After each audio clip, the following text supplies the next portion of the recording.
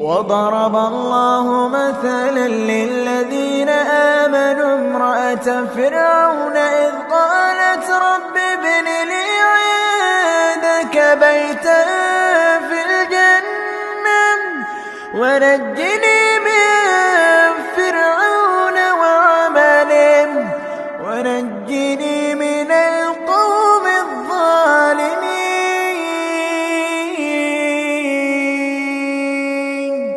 ومريم ابنة عمران التي أحصنت فرجها فنفخنا فيه من روحنا وصدقت بكلمات ربها وكتبه وكانت من القانتين.